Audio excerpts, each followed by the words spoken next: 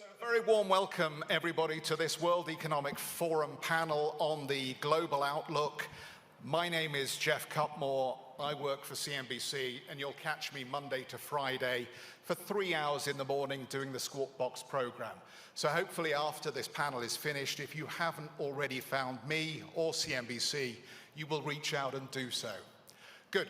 So what I want to do here is start off this panel by engaging you, our audience, before I start to ask questions of our panelists. And I want you to help me direct questions at our panel.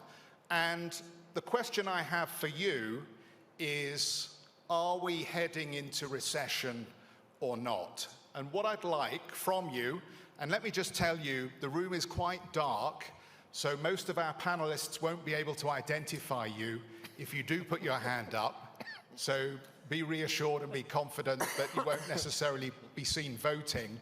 But what I'd like to do is just, with a show of hands, ask the room, the brains trust here at the World Economic Forum, the people in the audience who are concerned or believe that we are heading into a recession, could you please put your hand up?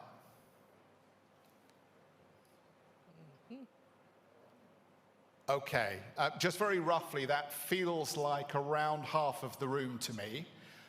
Nodding heads, about half the room. Right, okay. Let me ask you a different question. Who believes that the global economy will have a soft landing and that ultimately policymakers in our central banks and in our governments and heads of business will help the global economy achieve a soft landing? Who thinks that that is the most likely outcome? Please raise your hands. Okay, well, this is not scientific in any sense of the word, but on a simple count of hands in the room, I would say that around half of you feel that a recession is very likely, and a small number of you are confident that a soft landing can be achieved. So I think that gives us a very good sense of the mood in the room, and that, of course, helps me shape my questions to our panel. And let me introduce our panel, because I've made them sit here and not say anything for a few moments, and I think it's important that we bring them in because they are all very important people with very interesting connections to the global economy. So let me start with Kristalina Georgieva, the Managing Director of the IMF. Good to have you with us, of course. You appear to have set the tone, almost, of this meeting by talking about the confluence of calamities that are facing the global economy right now. So hopefully we will address some of those potential calamities, and we will address how policymakers can best negotiate them. Francois Villeroy de Gallo, the Governor of the Bank of France, a very warm welcome. You're also on the ECB Council, of course. You said on Friday that our short-term priority is fighting and mastering inflation. Events have overtaken us in a sense that Christine Lagarde today has made it very clear that the ECB is now embarking on a rate hiking cycle this year, and we may even see 50 basis points at a single meeting. We will see. I love the Gallic shrug so early on in the panel. Jane Fraser is the CEO of Citi, who forecast a brutal winter for markets, not at the beginning of the year, not a month ago, back in October of 2021. So your crystal ball was working very well, I have to say. You also expressed caution about the Chinese economy coming off the boil. So that, again, was another very prescient call, and I'm now thinking about relocating my pension fund, given that she seems to be so accurate on what is likely to unfold in markets. And David Rubenstein, co-founder and co-chair of Carlyle Group. Great to have you on the panel. You told CNBC back on the 5th of May, inflation has been a problem, but it should not cause a recession. And I think we can update that view because you were on CNBC earlier today, and I think you reiterated pretty much the same point that you feel we can escape recession, as did President Biden when he was asked the same question. So you're in a steamed company in Tokyo within the last 24 hours or so. So let me get on to some questions. The OECD has just trimmed first quarter GDP quarter on quarter to 0 or negative for most of the G7 economies. So given the mood in the room here, Managing Director, are we actually already in a recession in some G7 economies? And how concerned should we be about that? You scared the audience effectively, but I can tell you, you have not scared your panel. So my answer is going to be not at this point. It doesn't mean it is out of question. We have downgraded our projections for growth for this year in April for 143 countries. This is 86% of global GDP.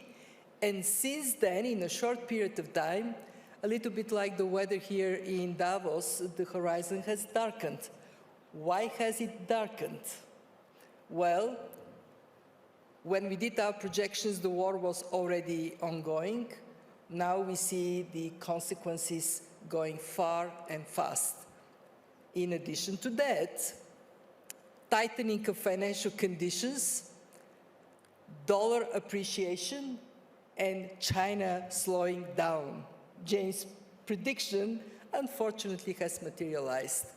So we are looking down this 2022. It is going to be a tough year. We have commodity price shock in many countries, and the particular shock I want to bring your attention to is food price shock. Over the last week, because of that sense that maybe the economy is getting into tougher waters, oil price went down. But food price continues to go up, up, up, up. Why? We can shrink the use of petrol when growth slows down, but we have to eat every day. And the anxiety around access to food at a reasonable price globally is hitting the roof. And I don't want to be too negative at the start, but the climate crisis has gone nowhere. The digital money has hit a little rough spot. We expected that, and it happened. Nonetheless, think of numbers. 3.6 is our prediction. There is a long way from 3.6 to global recession. What we may see is recession in some countries that are weak to begin with. They haven't recovered from the COVID-induced crisis. They are highly dependent on imports from Russia of energy or imports of food, and they have somewhat weaker environment already. But we have not seen that yet. So you've laid out, I think, very clearly for us some of the ongoing challenges. David, why do you feel more confident that recession can be escaped, and is that only for the United States? Well, when I worked in the White House under President Carter, the inflation advisor, Fred Kahn, said that he thought we were heading into a recession right before the 1980 presidential election. And President Carter called him into the Oval Office and said, look, I'm running for re-election. Don't use the R word. It scares people. So Fred Kahn said, what am I supposed to do? I'm an honest man. So he said, just don't use the R word. Subsequently, Fred Kahn said he thought we were heading into a banana. And he used the word banana because he realized reporters wouldn't put a headline that said, Fred Kahn thinks we're heading into a banana. So I'm very reluctant to use the word recession. But let me just say that we're not in a banana yet, but I think the signs are not as favorable as I would like, only because the war in Russia and Ukraine is not likely to end soon. If the war ended tomorrow, I think the economy would bounce back. But since it's not likely to end tomorrow, I suspect that will be the precipitating factor, given all the food chain and energy problems that come about because of it. So I think, I don't want to say we're in a banana, but I would say a banana may not be that far away from where we are today unless the war ends very quickly. It's such an important question. I think we should let every panelist have a go at this. Jane, how do you feel about the outlook from here? Yeah, I think, David, to your point about the R word, there are 3 R words right now. It's Russia, it's recession, and it's rates. And it depends where in the world, which one is more prevalent. So in the States, it's much more about rates because there's more resiliency in the economy, in the labor market, in the consumer. The consumer is sitting there on $3.4 trillion of deposits. Coming into COVID, they were sitting on $1 trillion. So there's some buffer there. To be seen if it's used wisely or not, the jury will be out on that. I think much more concerning for Europe, that is right in the middle of the storms from supply chains, from energy crisis, and obviously just the proximity to some of the atrocities that are occurring in Ukraine. When you go elsewhere in the world, I'm just back from being in Asia and in the Middle East, and it was wonderful to see those countries again in person. They're different than they were coming out of going into COVID. When they come out of COVID, they are stronger. They're coming out of the lockdowns. There's some more sense of optimism there, and I think even China is seeing this as an event that's occurring rather than a long-term trend. They'll no doubt have some packages that they'll come to stimulate the economy. Food, to the managing director's point, is, I think, the big worry here, because that could be the wild card. When people are hungry around the world, and there's going to be 1.5 billion hungry people without necessarily either the means nor the access to food, particularly in Africa, but not only, that is a problem. We'll come back to the policy response and how we can address that, because clearly there is going to be a difference in how people experience a dramatic economic slowdown. I just wanted to be very clear, though, because you mentioned Europe in your answer. Are you pretty much convinced, then, that Europe will experience a recession? Yes. Let's take this to the Bank of France governor. And I hope I'm wrong. Can I bring this to you, Governor, because, and let me, if you don't mind, put another little spin on this. Is the EU ultimately going to drive Europe into recession by insisting that it abandons Russian oil and gas at this stage, or is there an alternative? So to take the European view, first we all knew from day one that this war was bad economic news, less growth and more inflation. And this is the price we accepted together to pay to protect our values, to be at the side of Ukraine and democracy. It was worth probably paying this price. We now know a bit more about the effects in Europe, about activity, and this is why I would disagree with Jane, at least so far. Activity is obviously less buoyant at the end of last year. We had a growth in the euro area of more than 5%, 7% in France, so it was really record high. But it's resilient. If you look at German IFO this morning or at Banque de France monthly surveys, and the IMF forecast for the euro area this year was 2.7%. We'll see where we are, but it's still significantly positive. By the way, services are in better shape than industry, so it's an opposite image if you compare to COVID. So the main problem, at least in the short run, is inflation, without any doubt. And inflation in the euro area is not only higher, even is slightly less high than in the US, but 7.4%, but it's also broader, and this is probably the main issue. Core inflation is 3.4%. And this is why we have to normalize monetary policy. Without any doubt, it's what President Christine Lagarde said very clearly this morning. There is an increasing consensus in our governing council about the start of the journey. Let me say one word about our aim at the end of the journey, at least in 2 years, 24. We will bring inflation back towards 2%. And this is not only in all our forecasts. Look at all forecasts, including from the IMF, but it's our commitment. And we will do it through normalization of monetary policy and not tightening. I will perhaps elaborate on that. It's a normalization. The question of growth will come back. but I would play down the idea of a short-term trade-off between inflation and growth. In the short run, our priority is clearly, as you reminded, fighting inflation, and we will do it. So, Governor, very clear answer. Can you be equally clear with this answer? Are rate hikes in July and August now a done deal? In August, we have no meeting, Jeff. September? Well, you can have an emergency meeting at any point. Side. But do you want me to elaborate? No. July and September. Perhaps a general consideration. Attention is focusing very much on the short term. When will we precisely end net asset purchases? When will we have the first rate hike?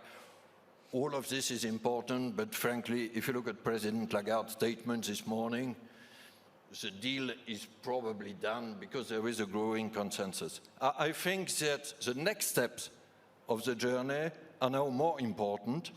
I made a speech 2 weeks ago about a possible roadmap going towards neutral rate and yes, achieving 2% in 24. I wouldn't over-focus on what will precisely happen in July, September, etc. But we have a roadmap. So I think central banks used to not tell people what they were going to do, and they didn't talk about it after they did it. You had to figure it out by figuring out what was going on in the market. Now, since Ben Bernanke in the United States and then Janet Yellen and Jay Powell, the Fed chairs have said it's better to tell people what we're going to do and explain what we did.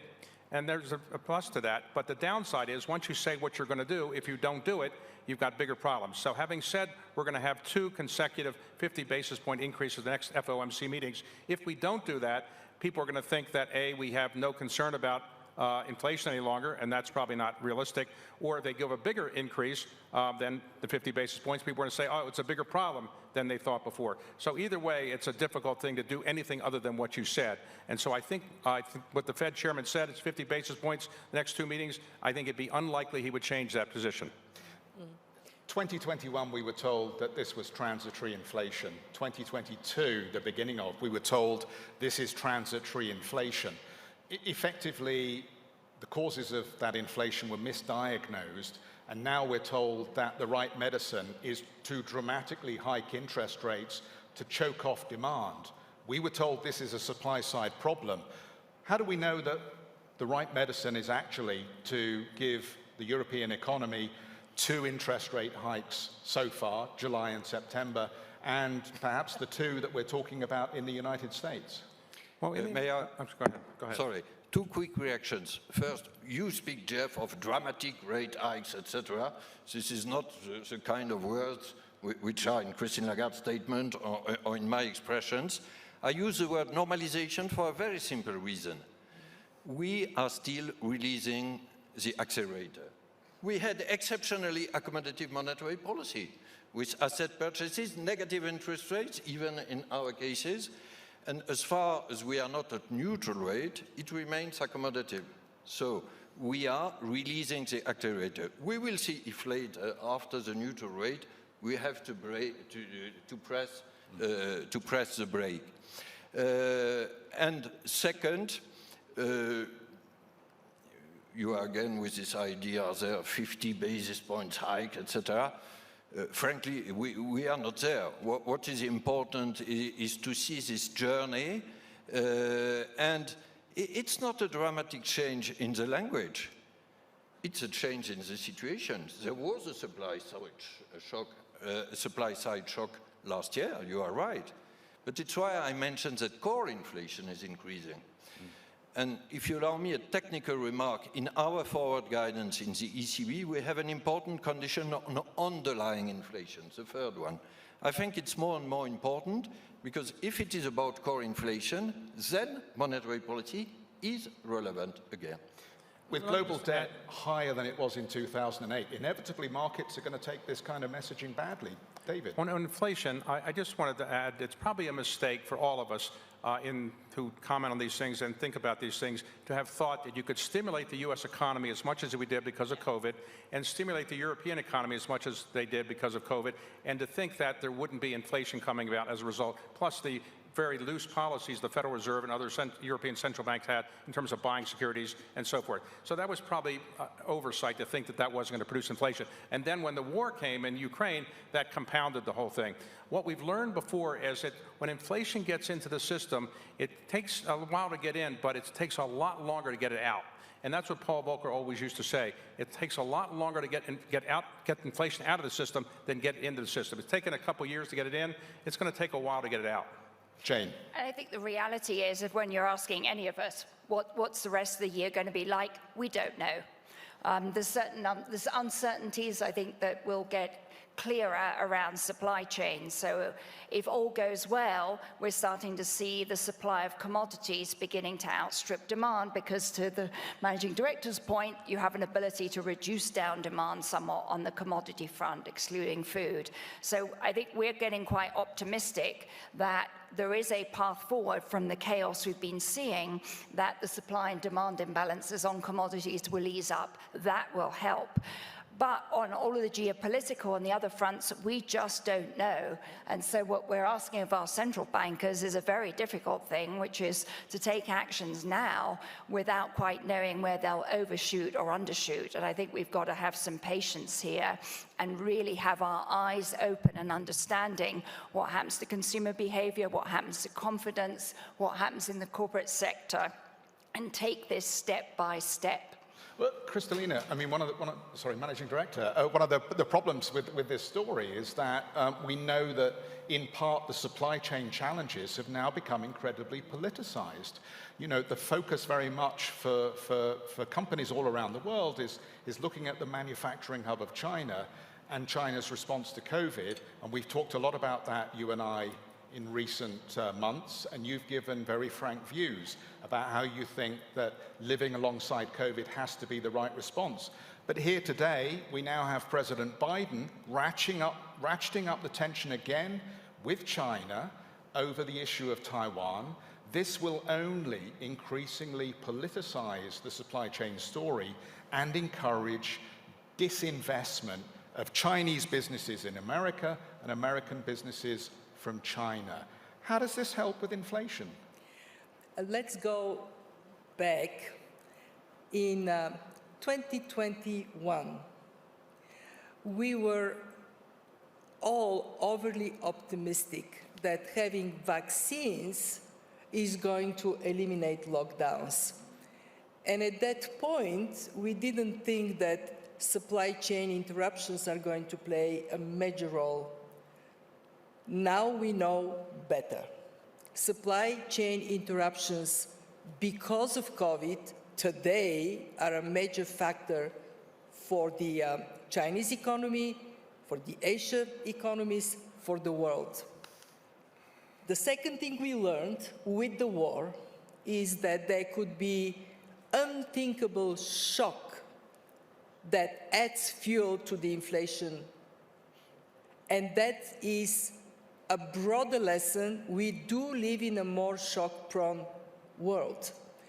What is the conclusion if you are a business person? Forget about politicizing, not politicizing. You would say, I have to change my view of economic efficiency to include supply chain predictability.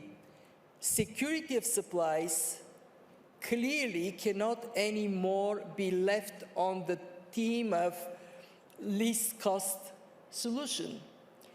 And therefore, we all have to think of the years to come, whether this change in our concept of economic efficiency that includes supply security may be a more permanent factor pushing prices up. And if it is, then, since you say I'm very frank, I will be very frank, then we all have to think collectively whether we can afford the luxury of fragmenting our economies even further. What is going on in this more shock-prone world should press us to seek ways in which we work more together. But we draw a lesson, and I'm sure Jane would know this lesson from experience, that if we want our people to support us working together, we have to be less obsessed with globalizing profit and more with localizing benefits for communities and countries. So to put a positive note here, we did get a tax deal, 137 countries agreeing that there has to be a fair distribution of profits of global companies, some for the country they are generated, some for the countries they come from. And there should be a minimal tax that everybody subscribes to. In other words, more fairness in the way we split benefits. And then think of how, as a world, we ought to be striving for our children, for our grandchildren, to enjoy benefits of higher standard of living. If we fragment the world, we are all going to be poorer. And one point I was raising my hand. Jane talked about the fact that different countries are in very different places. And that makes me go back to recession. Today, there are two countries in deep recession. Ukraine, at least 35, maybe 40% contraction. And Russia, vis-a-vis our October projection, 11.5% contraction. And there are countries that are so severely hit by spillover of events like Sri Lanka or Lebanon or Egypt, where the pain is felt. They are in a more difficult place. But you go to the United States, in the United States, no bananas. Well, David, you want to pick up? Well, 2 points I'd like to add. One, all recessions are not equal. The definition of a recession varies, and some people would say it's just 2 consecutive quarters of negative growth. If you have 2 consecutive quarters of negative growth, it can be a mild recession. And recessions aren't the end of the earth. They typically happen every 7 years or so. So it shouldn't be a great cause for alarm if it's a mild recession. Second point is that why, when all the stimulus was going into the economy, did people not worry about inflation? To some extent, the central bank's mission has changed. When the central banks were set up, their main mission was stable currency, little inflation. In recent years, decades, the mission has been changed a bit. It's worry about unemployment. And the concern about unemployment has gone to make central banks more worried about things like rising interest rates, because that will produce higher unemployment. And that's a bigger concern. That was not a concern 30 or 40 years ago, when they were really only worried about currency and currency stability. So that's a big factor. So when interest rates started, when we had the COVID problem, we could have increased interest rates and increased unemployment, but the Federal Reserve recognized that its mission was to kind of keep unemployment low, too. Well, let me come back at you then. What do you make of the capital market reaction that we've had to the actions that the central bank has taken so far? It seems to me that there is, as we near this correction territory for the S&P, there is an argument here that the markets have overreacted. But what's your impression? Remember when Ben Bernanke once said, maybe at some point we'll slow down quantitative easing, there was a so-called taper tantrum. And all of a sudden the market acted like they can't believe he was saying that. This time, the Federal Reserve has been saying very carefully, here's what we're going to do. We're going to tell you in advance, no surprises, no tantrums, please. And the markets overreacted. Why? Because markets are nervous, and markets like to overreact. It's like the markets have overreacted to what the Fed is doing. I can't control the markets, but I think they have overreacted a bit. Well, they have also been complacent. Hang on a second. I'll bring you in just a second. I know everybody wants to get in on this. But David, let me just press you for a moment, because markets have overreacted, and we think about the markets as the S&P and the Dow. If you look at the technology stocks, some of them are down over 70, 80%. It looks like 2000s tech crash all over again for some companies in that space. Is this not 2.0? In the crash that occurred in 1999, 2000, 2001, you had internet companies with no revenues obviously no earnings. They had nothing but a business plan in some cases, and those companies shouldn't have gone public, let alone maybe been getting any capital. Now you've got a company like Netflix, which has 250 million subscribers. It may not have been worth what it was worth in the market a few months ago, but it's certainly worth probably more, in my view, than it's currently traded for. Markets overreact, and when they overreact, that's a chance for good investors to go in and say, there's an overreaction and buy at the bottom. Well, there's, for every Netflix, there's a Peloton or another business. I mean, I'll push it back at you, because there are a lot of people who look at the way that Wall Street has behaved over recent years, the whole SPAC phenomena, the way that the private equity community have thrown money at moonshot ideas. Has this been an irresponsible phase, and is this part of the reason why we're now going to have to take our pain?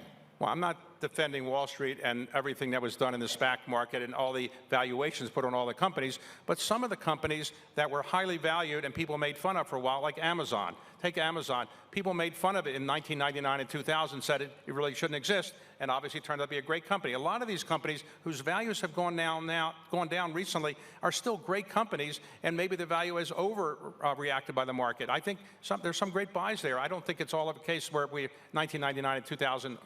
Now, SPACs is a different situation. That may be a phenomenon that may not come back again. Anyway, sitting on a bank that sees a lot of these flows and activity globally, I think one of our observations in the US is it's actually been remarkably orderly amongst the investors. They have not sprinted to the door the way they have it with the world financial crisis when that crash happened, and where we were in 2020. We have seen a fairly systematic takedown and change in asset allocation. The fixed income markets, when we look at issuance, have been incredibly constructive. We haven't seen problems of companies or governments, indeed, being able to access the markets. And debt issuance has been identical to 2019 as it has been this year. So I think it's important not to confuse order and orderly shifts to the changes that David's talking about with some necessary corrections that occur. And from our perspective, frankly, what Chairman Powell is wanting to have happen, which is an adjustment in the behavior, and in the States, it's not only that the inflation, but it's adjustment in risk assets. We're seeing that occurring in the equity market, the credit market. There isn't so much strain yet. We've seen some in commodities, we've seen a bit in high yield, but this hasn't been the catastrophe it could have been. Governor. First, I want to reassure David about central bank's mission. In our case, ECB, at least, it remains very simple. We have a single primary mandate, price stability, full stop. So in the United States, it's changed. I said it at least from the ECB standpoint. But can I come back to what Kristalina said about the supply side? Because I think it's extremely important. To put it in a nutshell, there are two significant changes this year. First, inflation is back, and this is why we will normalize monetary policy and we will deliver. And second, we are not allowed to forget about growth, but the policies are not the same. If you look at the last 10 years, it was mainly on the demand side, especially during COVID, thanks to accommodative monetary policy, and yes, fiscal policy. These two support policies will have less space for obvious reasons. And now, growth is linked with supply-side policies, be it trade, and yes, rules, and avoid fragmentation is possible, education, investment, climate change, etc. And we shouldn't forget this part of the agenda. Inflation is priority number one short-term, supply side is a priority for the middle term. Can I introduce a last reflection on that, Jeff? Growth remains a positive word, probably for most of us in this audience. But if we look to our fellow citizens, unfortunately, it's not the case. If I would oversimplify, for our older fellow citizens, growth is over, and for our younger citizens, growth is dangerous, because it's a threat to climate, etc. So we must win this battle, and this was our discussion in the G7 last week with Kristalina and others. We must show that growth is still possible, thanks to modern supply-side policies, and that it is a condition to have fairness and climate transition. Wow. But this is a battle which is absolutely key. We haven't mentioned globalization, and globalization has been a deflationary situation. It really helped keep inflation down. Now, because people are challenging globalization and because supply chains are being brought back into various countries, it's probably inflationary, and that's one of the reasons we have more inflation now, because people are worried about globalization for other strategic reasons. Yeah, we'll come back to this globalization story because I've got another angle around the financial aspect to this. But Governor, I just wanted to come back to you because I have a quote. You responded to a view expressed, I think, about the way that COVID money was handed out and the approach that President Macron's government took. Many people see debt as limitless and cost-free. You said such a seductive double illusion is our greatest danger today. And yet we hear governments now talking about a fiscal response to the unequal pain that is being felt by inflation. We've just had overnight from the States, I think, a $40 billion spending plan put forward. The Commission is now talking about suspending the fiscal rules until 2023. The Commission is talking about raising money in the debt markets for the green transition, the energy transition. Who knows where that money is going to end up? They raised money in the debt markets to address some of the pandemic impact. It seems to me that no one is listening to your words here, that governments feel that they can continue to spend and raise money in the debt markets even as interest rates are rising. Something's going to break, isn't it? To put it in a nutshell, because it was a long and sophisticated question. But these were exceptional circumstances, COVID, which required exceptional answers. So I supported in France and in all our countries, Kristalina, the so-called whatever it takes. But the illusion that it will last forever is very dangerous. Yeah. 2 years ago, the debt had almost no cost because we had zero or even negative interest rates, and no limits because everybody was borrowing. But now debt has a cost everywhere, in the US, in Europe. It has a positive cost. If you look at the 10-year US at 3%, if you look at France, it's 1.6%. So it's a dramatic change. And second, it has limits because it cannot be exceptional circumstances forever. This is why we should care about sustainability. And I believe that we can find other ways to finance these supply changes Kristalina mentioned, associating also private resources and funding. In our case in Europe, it's the so-called capital markets union. So not everybody should rely on fiscal policy. Yep. I mean, you know, unfortunately, it always seems to be an exceptional circumstance, doesn't it, when governments raise money to address problems in the economy. David, very quickly, and I want to bring the managing director in because she's waited a long time to respond. You raise a very good point on debt, which we hadn't talked about. The United States has now $31 trillion of debt, 31 trillion, about 129% of GDP. The only Western European country with higher GDP ratio is Italy. So we have a very high debt ratio, and the truth is we've been paying this debt for a long time with very low interest. As interest rates rise, it's going to eat up more and more of the budget. Right now we're spending 7 to 10% of our budget in the federal government on interest. It's going to rise to the teens and higher than that, and so that's a big problem, which I think is a bigger economic problem in the future than almost anything we've talked about. Managing Director, let me come to you because I want to ask a slightly different question, but it does relate to everything we've talked about. The World Economic Forum's own economist survey threw up an incredible statistic. I think of the 50 economists that they had in this survey, 90% of those economists expect average real wages to fall across low-income economies. Now, back to this question of the appropriate policy response.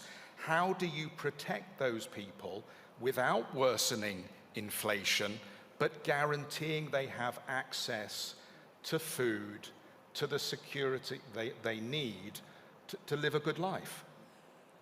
From the very beginning of the pandemic, we have been ringing the alarm bell that there is a dangerous divergence in economic fortunes between advanced economies, middle-income countries, low-income countries. Remember the statistics. Advanced economies port 28% equivalent of GDP in support for their households and their businesses. Middle-income countries, 6%. Low-income countries, 2% of a tiny GDP. This is first time in the last decades when poor countries, rather than catching up with those better off, are falling further behind. Why should we all in this room worry about it? Because it breeds instability in these countries. What can be done? You're asking the right question, Jeff. What can be done is, first, for richer countries to stick to their pledges to support low-income countries. Two, for institutions like mine to, in relative terms, step up support for those who most need it. Last year, we did $650 billion new allocation of special drawing rights. This year, we are doing, for the first time, a massive transfer of special drawing rights from countries like France, that gets it, but has a great central bank and a policy, very, very sound policy. They don't need this so much. So France committed 20%, other countries followed. We are now moving this money to be able to support exactly what you're flagging, the tragedy of poor countries, often not by fault of their own, but by exogenous shocks, the COVID and now the war, to be able to sustain these shocks and secure, the livelihoods, the lives of their people. I would add a third point that is so critical for our conversation. We must improve the way we cooperate, but not throw the baby with the bathwater. Globalization has served the world well, except that we made a big error to pretend that it has worked equally well for everybody everywhere. It did not. So concentrate on fixing what needs fixing so these countries can have a chance to be part of global value chains, to offer their people better opportunities. And this is why we are here in Davos, to do exactly that. Jane, you're welcome to applaud, please do. Please do. Jane, I just wanted to come back because, what David, in a way, implies with this hike in interest rates is there's going to be an even more intense competition for global capital. But I think we're now beginning to see the start of real deglobalization of the financial economy, because the sanctions against Russia have just told anybody that has dollar reserves they can be seized at any time, and your access to the SWIFT system for payment settlement can be closed off at any time. We've had a salutary lesson on how easy it is to cancel countries in monetary terms. Now, I don't want to pick on you, but I know that since you've been at Citi, you've now talked about exiting 13 markets. That's the kind of message that's the kind of act that sends a message that increasingly you don't see a value in being in some of these international markets as we see this deglobalization of the financial economy. So one, the competition for capital is going to increase, which is going to encourage countries to put up interest rates that can't afford them. And two, companies like yours that are relocating out of those economies are taking your business away from them. So we're not exiting 13 countries. So I read it wrong in the you read reports? It wrong. We open our bank stores in 97 countries every day. We operate 160, and we intend to stay that way. So you are not selling the retail operations in Mexico, in China, in Russia, in Brazil? I'm exiting a consumer business line to focus on the institutional clients that we serve in those countries, precisely because we see such growth in globalization. Our bank moves $4 trillion of volume a day in foreign exchange, cash management, and trade. That number is going to be 10 trillion before we know it. It requires significant investment. So I think, like many industries and many different companies around the world, we all have to invest in digitization, in scaling up, in being able to operate with the scale and speed of a digital world. To bring that back to globalization, what are the threats and what are the opportunities, therefore, from what we're seeing? Clearly, there are threats of fragmentation, splintering. There's been some weaponization of not just financial services through sanctions, but trade flows and other pieces. So it's changing the nature of globalization. I think one of the critical pieces is what do we need to solve to tackle exactly what we're all talking about here? And it picks up a bit of what David said.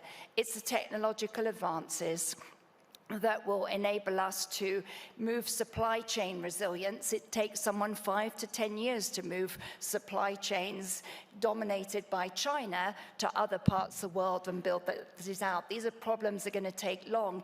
It's a Herculean task to get the global economy to greenify. I mean, it's a complete overhaul of the global economy that's required. These are big challenges. They're sources of important resilience for globalization going on. And we're all going to have to be institutions with a brain and institutions with a soul, and operating both of those together to solve these problems. It can be done, but we've got to work on this on long-term problem solving, and it's exactly what David said. Your question pointed out a very good point. There are three financial consequences, leaving aside inflation, to what's happened in Russia. One is the banking system. It's clear you can shut people out of the banking system. People hadn't realized you could do that so easily. Second is the confiscation, you could argue, or freezing of somebody's assets. Nobody had ever thought you could take the dollars in somebody's foreign reserve account and freeze them. And that's a big issue that the Chinese are obviously going to have to think about, because they have $3.2 trillion in foreign reserves, and they're probably wondering, could this happen to us? And the third issue is the centrality of the dollar. The dollar is still almighty dollar. While people say it's another reserve currency might come along, it's going to be a long time before there's another reserve currency. But people are worried that the dollar is now so powerful and so important that other countries are going to say, what are we going to do about this? Well, Governor, the intriguing question really that I don't suppose you'll answer, but I will ask you, because you have talked about the value of the euro, is did the euro just get too weak to the dollar? And that's why the ECB is responding, because the euro is now at 2017 levels against the greenback, and that is importing inflation into the eurozone. Are you responding to the euro? I will try to answer your question. No, Jeff, we have no exchange rate target, obviously. We have an inflation target, but exchange rate matters. And I repeat it here, because imported inflation can put us away from our target. But our monetary policy is not targeted for exchange rate purposes. Can I add one thing on globalization? Because there is a risk of deglobalization or fragmentation. We should be careful about that. I agree with Kristalina. Obviously, there should be common rules, common values, but can I plead that at least in payments, we shouldn't have a fragmented world? Because if it's a fourth financial consequence you didn't quote, it would be a catastrophe, including for diversification of flows as the one you mentioned. We could have geopolitical fragmentation in payments. We could have also private fragmentation. By the way, this could be one of the very few good news of the last weeks or months, that we said clearly in the G7 that we appealed for a quick, global, strong regulation of crypto assets worldwide. If we can take this opportunity, we will protect investors and we will preserve the world from an unnecessary fragmentation. Christine Lagarde said they're worth nothing. Why are we regulating an asset class that has no value? Because there are several investors around the world, including many young people, who have lost much in recent months. And the illusion, and frankly it was an illusion, that you can have an investment with a high reward and low risk, it should be regulated, explained. There are also anti-money laundering issues. There are some countries like China which intend to prohibit crypto assets. I think it's more innovative and more innovation-friendly to say we regulate them, but it's an emergency question now. And again, we said it last week in the G7. I strongly hope we will have this regulation in Europe this year. We can have it in the US and elsewhere. We will have done our job. Managing Director, I want to come to you on this, but David, very quickly, On crypto. you here. 19,000 Right. cryptocurrencies. Probably Are less any now. of them worth anything? Well, crypto, the younger generation says the older generation has devalued the dollar or the value of the currency, so maybe something else isn't so bad. Secondly, if they put a smaller percentage of their net worth in, it's not likely to bankrupt them. But the most important thing that's coming out of this, I think, is this. Whether crypto is worth X or Y or Z, to a lot of people it doesn't make a difference. The government can't get it and figure out what you have. So a lot of wealthy people who want to hide their assets after the Russian situation will say, all right, I'll put 5% or 10% in some basket of cryptocurrencies. The government won't know what I have. They can't get it, and I can always get access to it. So I think people are not going to be dismissing these cryptocurrencies because it can be hidden from the government, and that's what people want to do in some cases. Since you brought that up, and the Managing Director mentioned the agreement on a global tax deal, if the Republicans win in the midterms, is that tax deal dead? Well, whether they win or they don't, I think the tax deal isn't going to happen. Global tax deals always sound great, but getting them implemented is very, very difficult because somebody always kind of breaks the system. So I'm not sure, even if the Democrats were to win the House, all of a sudden the global tax system that we've talked about will come into being. I think it has some good sense, but getting a global tax system is one of the hardest things to do in the world. And getting all these countries to agree on a certain minimum rate, I think it's going to be very difficult to do. Managing Director, you can come in on any of these topics. On this one, of course, it is very difficult. This is why for a whole decade we would be in meetings, Francois and me, and there would be discussion about a tax deal, and I frankly would switch off because I know nothing is going to come out of it. But now there is a renewed sense that there has to be more fairness and that taxation matters. And if we are not able to fix it, then we would be all poorer because we would be more fragmented. And that gives a bit of a chance for a tax deal. Maybe it would be somewhat modified. Maybe you're right, David, and nothing is going to happen. But in my lifetime, this is the best moment we have had. And it is on the basis of wanting to have a world economy that works better for majority of countries and people, not just for the few. I agree with the rich. Look, it's a good thing. I applaud people that have worked on it, but my experience is that what motivates humans and all beings, species, is one, staying alive, so, eating, shelter, reproduction, and tax avoidance. And tax avoidance is one of the great motivators of human life, and I just worry that it won't be able to be implemented so well. Look, we can talk about that all night long. We have 3 minutes. Adam Smith, going back to the father of the market economy, what did he say? What do we need for a country from a mess to turn into a prosperous country? We need peace, low taxes, and rule of law. So I'm all for low taxes, but I'm against income from poor countries being sucked into rich countries, leaving the problem you asked me about unaddressed. And can I say something about digital? We can go a little bit longer, I'm told. Okay. One big responsibility for all of us is to actually explain to people what is what. What is central bank digital currency? What is stable coin? what is the differentiation between real stable coins and non-stable stable coins, and what is crypto? We haven't done our job. When we look at stable coins, this is the area where the big mess happened. If a stable coin is backed with assets, one-to-one, it is stable. When it is not backed with assets, but it is promised to deliver 20% return, it's a pyramid. What happens to pyramids? Eventually, they fall to pieces.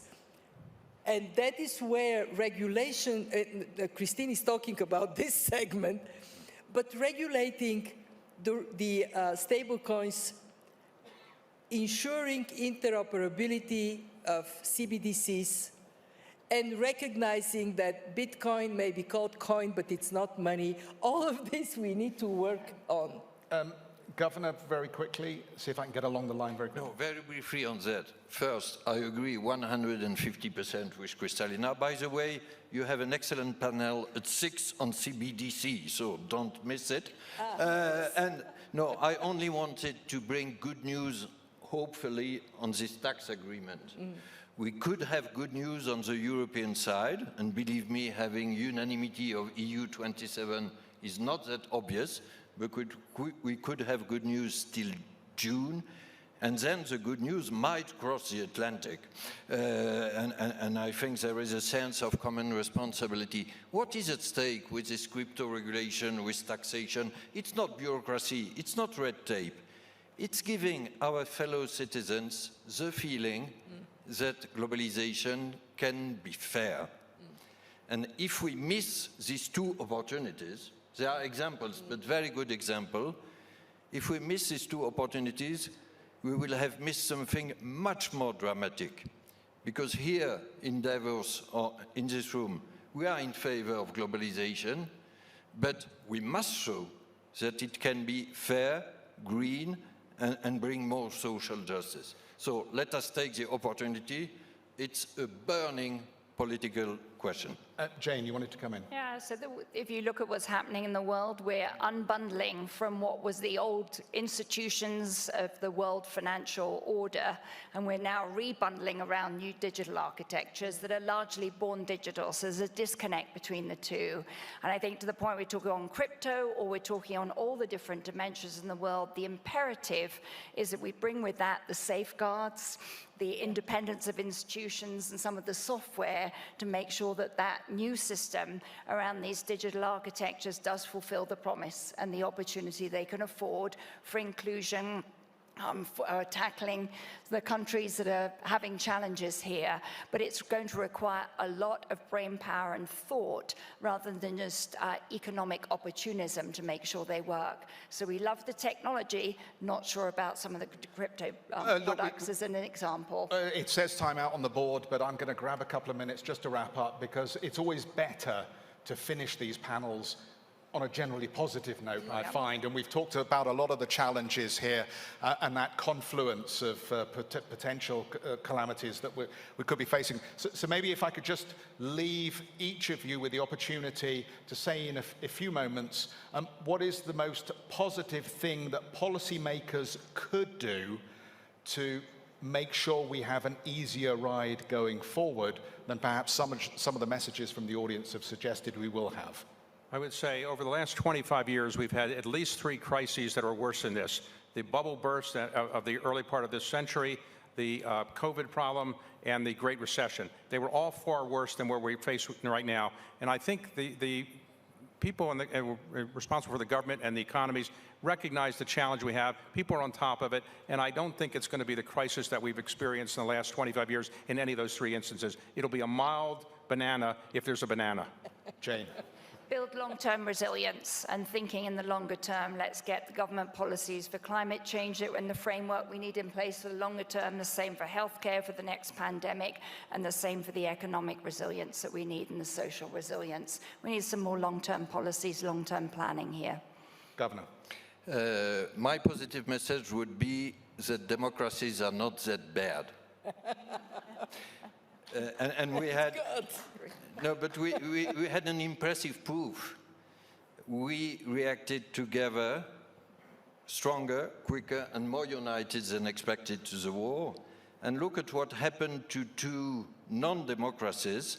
They didn't, we have painful debates, divisions, but they didn't avoid very heavy mistakes, probably China for its COVID strategy and Russia for its Ukraine invasion.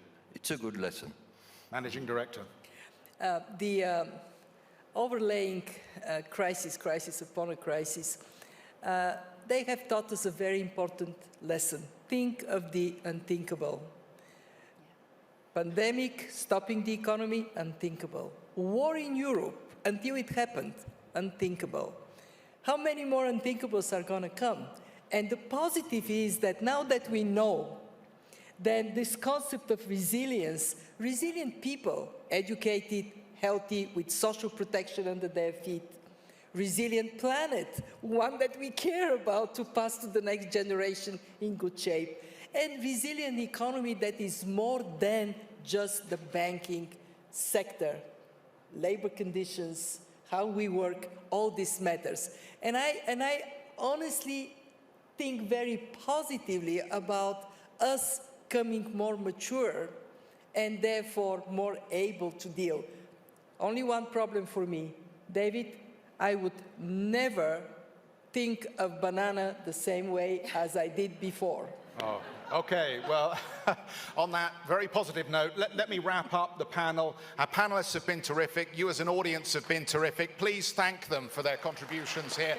And thank you everybody that's watching at home or in your office. I hope you've enjoyed this event from the World Economic Forum in Davos. Thank you, Jeff. Oh, you're very Thanks, welcome. Jeff.